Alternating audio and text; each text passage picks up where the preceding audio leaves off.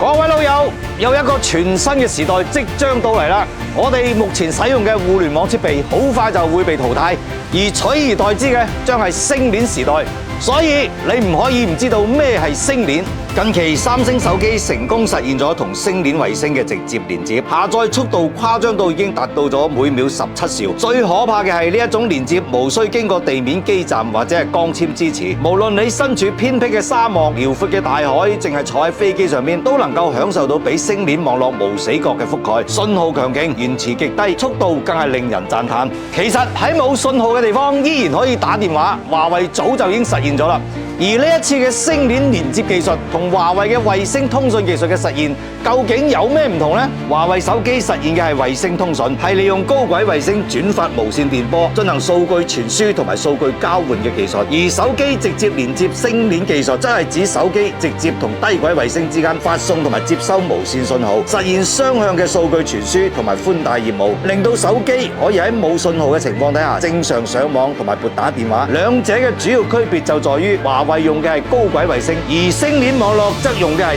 低軌衛星。華為使用嘅高軌衛星覆蓋面非常廣，無論我哋喺邊度，只需要一粒高軌衛星就可以揾到我哋嘅位置。但由於高軌衛星離地36000公里，咁就導致衛星同埋手機之間嘅信息傳輸嘅速度非常慢。打個電話就冇問題，如果係聯網嘅話，網速就太慢啦。而手機直連星鏈技術則係通過作為低軌衛星嘅星鏈進行信號傳輸。低軌衛星離地面只有幾百公里，信號傳輸嘅速度非常快，甚至可以保證你喺沙漠地區睇電影都唔會卡。聽落你可能覺得星鏈技術比高軌衛星技術要巴閉啲，但係佢亦都有致命嘅弱點，就係覆蓋面少。由於直連星鏈技術使用嘅衛星係低軌衛星，離地近只有幾百公里，所以每粒衛星嘅覆蓋面自然就好少。如果想要星鏈衛星技術全球聯網，咁就需要發射大量嘅星鏈衛星。呢個亦都係點解馬斯克打算發射1萬粒星鏈衛星覆蓋全球嘅原因之一。